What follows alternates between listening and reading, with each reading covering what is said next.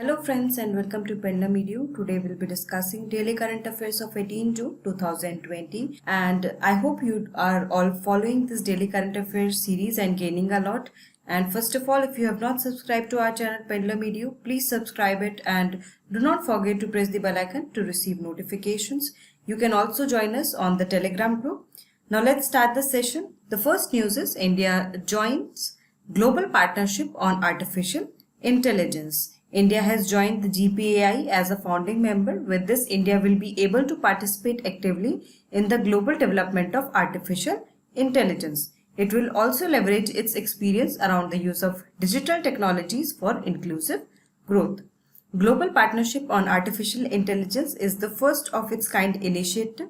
The aim is to develop a better understanding of the challenges and opportunities around artificial intelligence using the experience and diversity of participating countries. It will also be supported by a secretariat which will be hosted by Organization for Economic Cooperation and Development in Paris. So you have to tell me about where is the headquarters of OECD located. Please mention that in comment box. Its founding members are the United States, Britain, the European Union, Australia, Canada, France, Republic of Korea, New Zealand, Slovenia, Singapore, etc. Now, India has become the founding member of this Global Partnership on Artificial Intelligence. Now, the question, which of the following statements is true? Recently, India has joined the Global Partnership on Artificial Intelligence. Second, India is one of its founding members. So, you have to select the correct answer using the codes given below. 1 only, 2 only, both 1 and 2, none of the above. So the correct answer is option C, that is both 1 and 2, both statements are true. India is one of its founding member and recently India has joined the Global Partnership on Artificial Intelligence as a founding member. Now the next news, the Grand Anicut Dam on the Kaveri River was formally declared open. Recently, the Grand Anicut Dam on the Kaveri River has been formally declared open by the State Minister of Tamil Nadu. This dam is locally known as Kalnai. The sowing of Kuruvai crops mainly depends on the opening of Kalnai.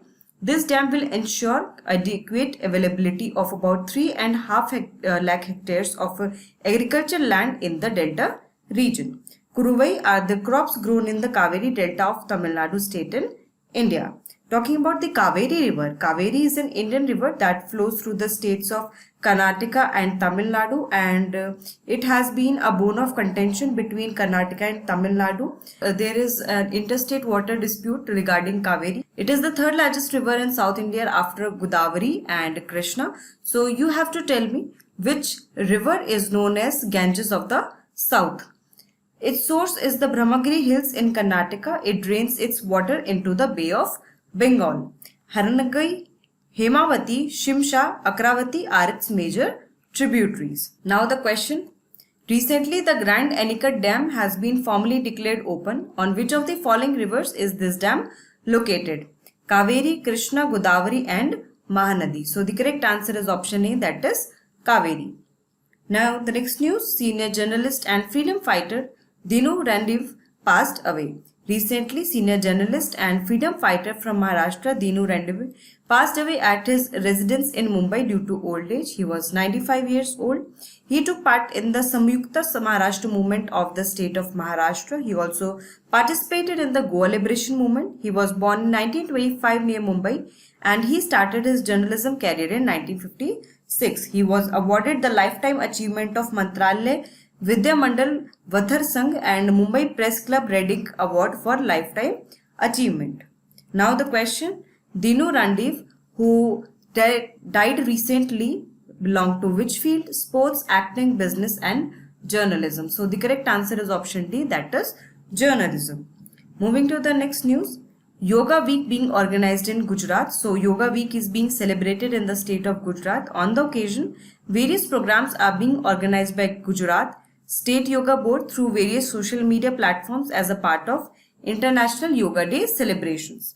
This year, International Yoga Day will be celebrated in the state on the theme of Yoga at Home and Yoga with Family, because it is the COVID-19 pandemic, due to which movement is restricted, as we all know, due to precautions being taken. So yoga at home, yoga with family, this will be the theme for celebration in the state of Gujarat. And you have to tell me that what was the theme of International Yoga Day in 2019, right? For the year 2019, what was the theme for International Yoga Day? On 21st June 2015, the first International Day of Yoga was celebrated worldwide. Talking about yoga, it is a group of physical, mental and spiritual practices or disciplines. It is originated in ancient India. Yoga is one of the 6 schools of Hindu philosophical tradition. Its mentor was Patanjali.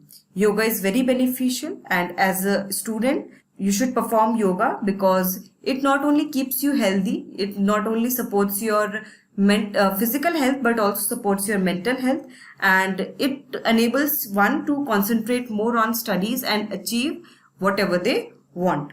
In the year 2016, yoga was included in UNESCO's list of intangible cultural heritage. So you have to tell me that how many such cultural heritage have been included from India in UNESCO's list of intangible cultural heritage. Now the question, in which year yoga was included in UNESCO's list of intangible cultural heritage? 2015, 2016, 2014 and 2013. So the correct answer is option B, that is 2016. Now the next news, Uttar Pradesh, the top state in the country providing employment to workers under Manrega scheme, that is Mahatma Gandhi National Rural Employment Guarantee Scheme. According to recent statistics, Uttar Pradesh has provided employment to more than 57 lakh workers under Manrega. 57 lakh 12,975 workers got employment in 57,000 Gram Panchayats of the state, which is 18% of the total work generated under Manrega in the country. Talking about Manrega, it was enacted on 2nd February 2006 while it was passed in September 2005. It is an Indian labor law and social security measure aimed at guaranteeing the right to work. Talking about Uttar Pradesh, it is the most populous state in India. Its chief minister is Yogi Adityanath and governor is Anandiben Patel. The capital of the state is Lucknow. The state animal is swamp deer, state bird is Saras crane, state tree is Ashok and state flower is Brahma Kamal. Uttar Pradesh has 80 seats in the Lok Sabha and 403 assembly seats. You have to tell me that how many seats Uttar Pradesh has in Rajya Sabha. So for Rajya Sabha, how many seats are there for UP in Rajya Sabha? You have to mention that.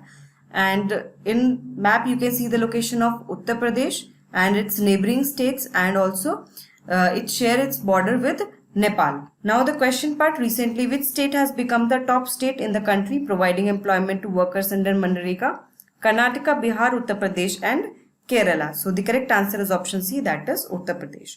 Moving to the next news, World Investment Report 2020 released. Recently, UN Conference on Trade and Development UNCTAD has released its World Investment Report 2020. The major highlights of the report are: India received US $51 billion in foreign investment in 2019. India has been the 9th largest recipient country in the world in terms of foreign direct investment or FDI. FDI in South Asia increased by 10%. This increase in investment was mainly due to India's growth. In the developing Asian region, India ranks among the top 5 host economies for FDI. Most of the investment was in the information and communication technology, ICT and construction industries. Foreign direct investment or FDI is an investment in a business in a country in the form of a controlled ownership made by entity based in another country. Moving to the question part, according to World Investment Report 2020, India has been the largest recipient in the world in terms of foreign direct investment. First, second, sixth and ninth. So the correct answer is option D, that is 9th. Moving to the next news, a tunnel sanitizer based automatic temperature controller device developed. So recently a tunnel sanitizer based automatic temperature controller device has been developed. It is composed by a collaborative team of faculty, scientists, doctor and industrialists. In the view of coronavirus outbreak, disinfectant tunnels are emerging as one of India's important strategies to disinfect people and prevent infection. An environmentally friendly disinfectant solution emitted from a high pressure air compressor is sprayed on people entering the tunnel. It is effective for disinfecting various bacterial spores, viruses, protozoa and fungi. The tunnel is designed to reduce the time of sanitation at places where frequent visits are made, such as religious gatherings, educational institutions and hospitals. This disinfection process can be completed in 3 to 4 seconds. The tunnel does not require human control and operates with the help of ultrasonic sensors and microcontrollers.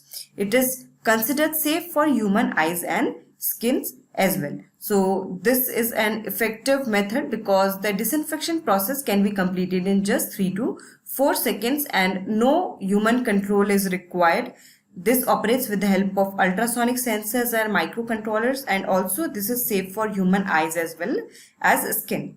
So a question related to this: recently a tunnel sanitizer based automatic temperature controller device has been developed. What is not correct about this? It has been developed by DRDO. This statement is wrong. This tunnel can run only by human control. This statement is also wrong. So 1 only, 2 only, both 1 and 2 and none of the above. So the correct answer is option C, that both 1 and 2 statements, these are incorrect about this tunnel sanitizer.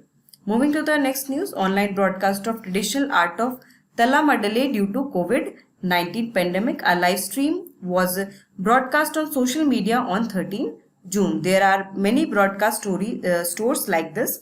And Talmadale, it is a type of traditional Yakshgan of Karnataka. It is an ancient form of dialogue or debate demonstration in South India in the Karavali and Malnad regions of Karnataka and Kerala. In this, the story and content of the conversation are popular mythological stories. It involves only words without any dance or costumes, while there is costume and dance in Yakshgan of Karnataka.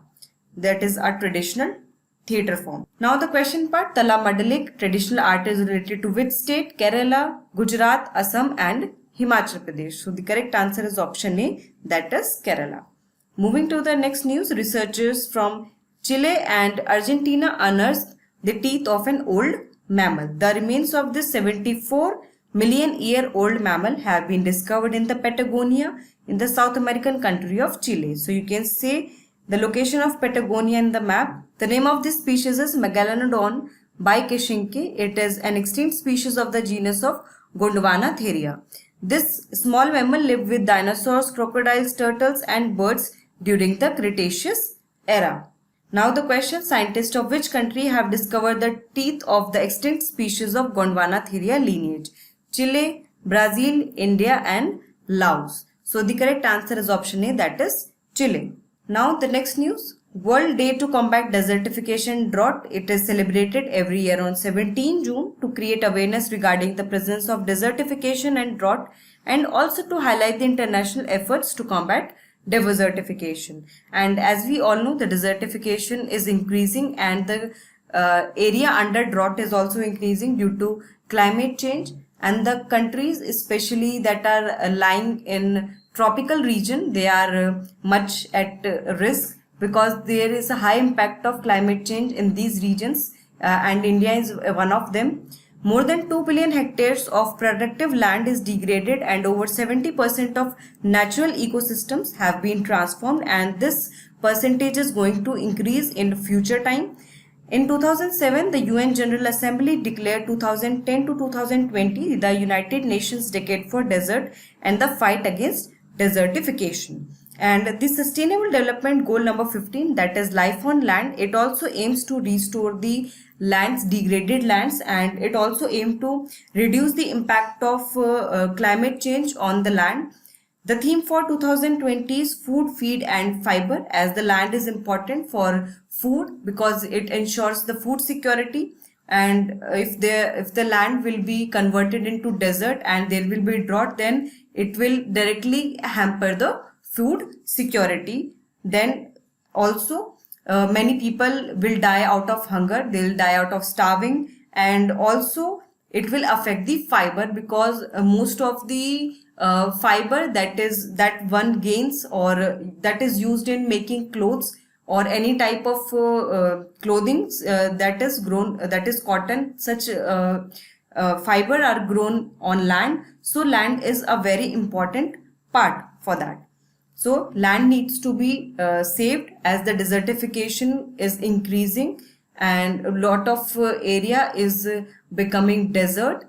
And the impact of climate, this is due to the impact of climate change as well, and also the conditions of drought are increasing. We can see that in some of the regions of the world there is a flood at a time, and there is another time there is a condition of drought. What we all see, this is due to climate change. So we need to protect our land. Small steps can be taken, like rainwater harvesting can be done, and the drip irrigation, storing water, because water logging also lead to degradation of land. So such small steps at individual level, at national level, at global level, if taken, then we can all combat desertification and drought.